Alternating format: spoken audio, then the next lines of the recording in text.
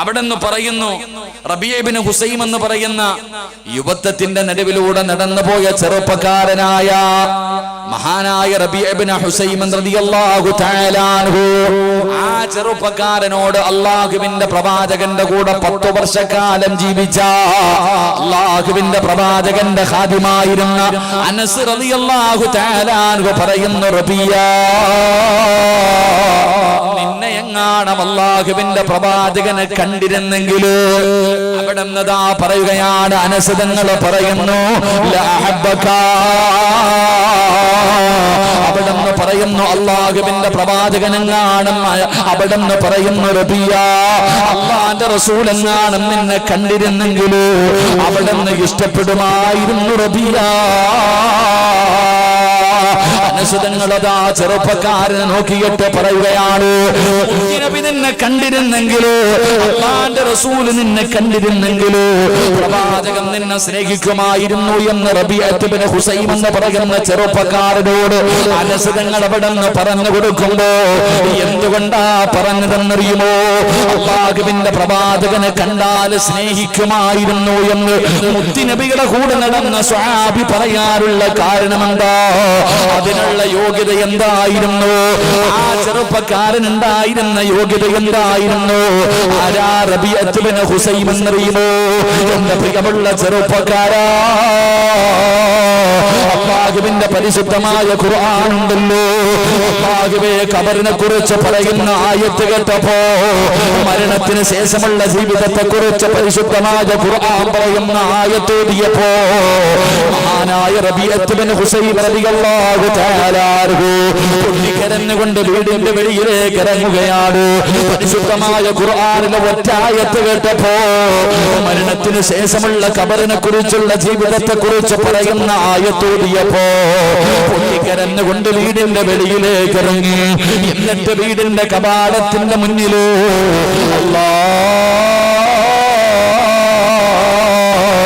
തന്റെ വീടിന്റെ കവാടത്തിന്റെ മുന്നിൽ ഒരു കബറ് കുടിക്കുകയാ. തന്റെ വീടിന്റെ മുന്നില് വാതിലിന്റെ മുന്നില് റബീഅ ഇബ്നു ഹുസൈം എന്ന് പറയുന്ന ചെറുപ്പക്കാരൻ ഒരു കബറ് കുടിക്കുകയാണ്. കബറിന്റെ പണിയെല്ലാം പൂർത്തിയായി. രാവിലെ വീട്ടിൽ നിന്ന് വെളിയിലേക്ക് ഇറങ്ങിയാൽ സുബഹി നമസ്കാരത്തിന് വേണ്ടി വെളുപ്പാങ്കാലത്ത് റബീഅ ഇബ്നു ഹുസൈം എഴുന്നേറ്റ് കഴിഞ്ഞവനെ എഴുന്നേറ്റ് വന്നിട്ട് വീടിന്റെ കവാടത്തിന്റെ മുന്നിൽ കുടിച്ചിട്ടിരിക്കുന്ന കബറുണ്ടല്ലോ, തന്റെ വീടിന്റെ കവാടത്തിന്റെ മുന്നിൽ കുടിച്ചിട്ടിരിക്കുന്ന കബറുണ്ടല്ലോ, ആ കബറിന്റെ അകത്തേക്ക് അവിടുന്ന് ഇറങ്ങുകയാണ്. ഈ യുവത്വത്തിന്റെ നടുവിലൂടെ നടന്നുപോയ ചെറുപ്പക്കാരനുണ്ടല്ലോ, ആ കബറിന്റെ അകത്ത് ഇറങ്ങി അങ്ങോട്ട് മയ്യത്ത് കിടത്തുന്നത് പോലെ കിടക്കുകയാ. എന്നിട്ട് അതിനകത്ത് കിടന്നുകൊണ്ട് പറയുകയാണ് ഖാല റബ്ബി ഇർജിഊനി, അല്ലാഹുവേ പള്ളിപ്പറമ്പിലെ കബറിന്റെ അകത്ത് കിടക്കുന്ന കബറാളികളെ പറയുന്നത് പോലെ പള്ളിപ്പറമ്പിലെ കബറിന്റെ അകത്ത് കിടക്കുന്ന കബറാളികൾ അവിടെ കിടന്ന് യാചിക്കുന്നു, എനിക്കൊരവസരം കൂടെ നൽകിയാൽ, എനിക്കൊരു ചാൻസ് കൂടെ നൽകിയാൽ പഠിച്ചവനെ നിസ്കരിക്കാൻ തമ്പുരാനോ, ഖുർആൻ ഓതാൻ തമ്പുരാനോ, ദിക്റുകൾ പറയാൻ തമ്പുരാനോ, സദഖകൾ കൊടുക്കാൻ തമ്പുരാനോ, എനിക്കൊരവസരം താ കബറിന്റെ അകത്ത് കിടക്കുന്ന മയ്യത്തുകൾ യാചിക്കുമെന്ന അല്ലാഹുവിന്റെ ഖുർആൻ എവിടെന്ന് പറയുമ്പോ റബീഅ ഇബ്നു ഹുസൈം എന്ന് പറയുന്ന ചെറുപ്പക്കാരൻ രാവിലെ എഴുന്നേറ്റിട്ട് വീടിന്റെ മുന്നിൽ കുടിച്ചിട്ടിരിക്കുന്ന കബറിന്റെ അകത്ത് ഇറങ്ങി കിടക്കുകയാണ്. എന്നിട്ട് കരഞ്ഞുകൊണ്ട് പറയുന്നു, എനിക്കൊരവസരം കൂടെ തന്നാൽ ഞാൻ ഒരുപാട് നന്മകൾ ചെയ്യാമല്ലോ. മയ്യത്തുകൾ കിടന്ന് വിലപിക്കുന്നത് പോലെ കബറിന്റെ അകത്ത് കിടന്ന് വിലപിക്കുകയാണ്. കബറിന്റെ അകത്ത് കിടന്ന് വിളിച്ചു പറയുകയാണ്. അത് കഴിഞ്ഞിട്ട് അവിടെ നിന്ന് കബറിന്റെ അകത്ത് നിന്ന് എഴുന്നേറ്റു അല്ലാഹുവേ ദുനിയാവിലേക്ക് ഇറങ്ങിപ്പോയി. ഒരുപാട് സൽക്കർമ്മങ്ങൾ ചെയ്യുകയാണ്, ഒരുപാട് ഇബാദത്തുകൾ എടുക്കുകയാണ്. അവസാനം വൈകുന്നേരം വീട്ടിലേക്ക് കടന്നു വന്നു. വൈകുന്നേരം വീട്ടിലേക്ക് കടന്നു വന്നു.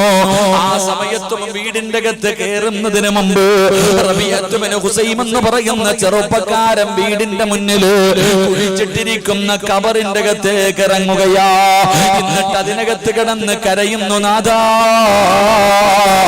ഒരവസരം കൂടെ താ അല്ലാഹ്, നന്മ ചെയ്യാൻ ഒരവസരം കൂടെ താ അല്ലാഹ്. ഖബറിന്റെ അകത്ത് കിടന്ന് കരയുകയാണ്. അവസാനം എഴുന്നേറ്റ് വീടിന്റെ അകത്ത് കയറി.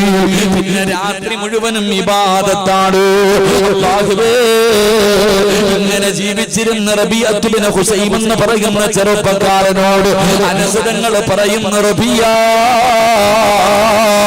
അല്ലാഹുവിന്റെ പ്രവാചകൻ നിന്നെ കണ്ടിരുന്നെങ്കിലോ മുത്തുനബി സ്നേഹിക്കുമായിരുന്നു എന്ന് പറയാറുള്ള കാരണമെന്തെന്നറിയോ? ആ ചെറുപ്പക്കാരന്റെ ചരിത്രം എടുത്ത് വായിച്ചു നോക്കൂ. ഈ സദസ്സിലിരിക്കുന്ന നിങ്ങളെ ആരെയെങ്കിലും അല്ലാഹുവിന്റെ പ്രവാചകനെ സ്നേഹിക്കണോ? മുത്തുനബിയുടെ കൂട്ടുകാരാകണോ?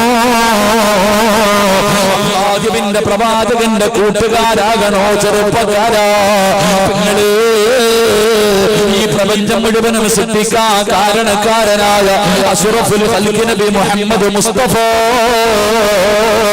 പച്ചക്കുപ്പയുടെ മടിത്തട്ടിൽ കിടന്നുറങ്ങുന്ന നബി മുഹമ്മദ് മുസ്തഫ സല്ലല്ലാഹു അലൈഹി വസല്ലമ തങ്ങൾ സ്നേഹിക്കുന്ന പെണ്ണാകണോ? മുത്തുനബി സ്നേഹിക്കുന്ന പെണ്ണാകണോ? എന്റെ പ്രിയമുള്ള ചെറുപ്പക്കാരാ, റബീഅത്ത് ബിൻ ഹുസൈമിന്റെ പോലെയാകൂ, റബീഅത്ത് ബിൻ ഹുസൈമിനെ പോലെയാകൂ. ആ ചെറുപ്പക്കാരന് 6 നന്മ കൊണ്ടുണ്ടായിരുന്നു. ആ റബീഅത്ത് ബിൻ ഹുസൈം എന്ന് പറയുന്ന ചെറുപ്പക്കാരന് 6 നല്ല ഗുണങ്ങളുണ്ടായിരുന്നു. മഹാനവറുകളുടെ ചരിത്രം എടുത്തു നോക്കൂ. ഈ പറയുന്ന 6 നല്ല ഗുണങ്ങൾ ഈ സദസ്സിലിരിക്കുന്ന ഏതെങ്കിലും ഒരു മുസ്ലിമിനുണ്ടോ?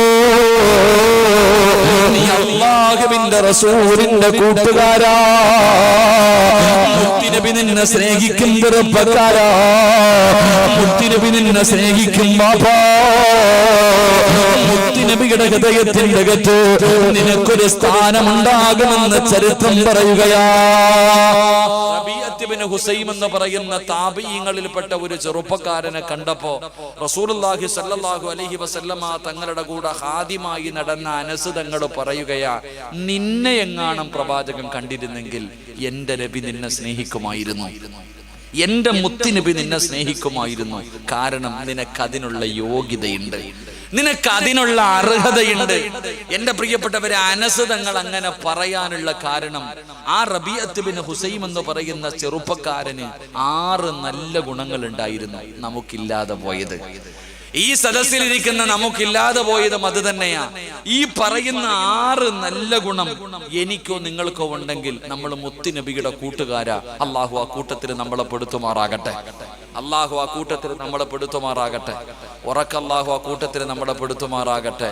അല്ലാഹുവേ, മുത്തുനബിയെ സ്വപ്നം കാണാൻ, അല്ലാഹുവേ, ഈ ലോകത്ത് നിന്ന് യാത്ര പറയുന്നതിന് മുമ്പ് അഷ്റഫുൽ ഖൽഖായ തങ്ങളെ ഒരു വട്ടമെങ്കിലും ഒന്ന് സ്വപ്നം കാണാൻ ഞങ്ങൾക്ക് നീ ഭാഗ്യം നൽകണേ പടച്ചോനെ, ഞങ്ങൾക്ക് നീ ഭാഗ്യം നൽകണേ പടച്ചോനെ. കാണാൻ ആഗ്രഹമുള്ളവരൊക്കെ ഒന്ന് കൈവക്കിക്കേ. അൽഹംദുലില്ലാഹ്, എനിക്ക് ആഗ്രഹമുണ്ട്. 33 കൊല്ലമായി ഞാനും പരിശ്രമിക്കുന്നു, ഇതുവരെ പറ്റിയില്ല. മുത്തുനബിയെ സ്വപ്നം കാണണമെന്ന് ആഗ്രഹിച്ചാൽ മാത്രം പോരാ.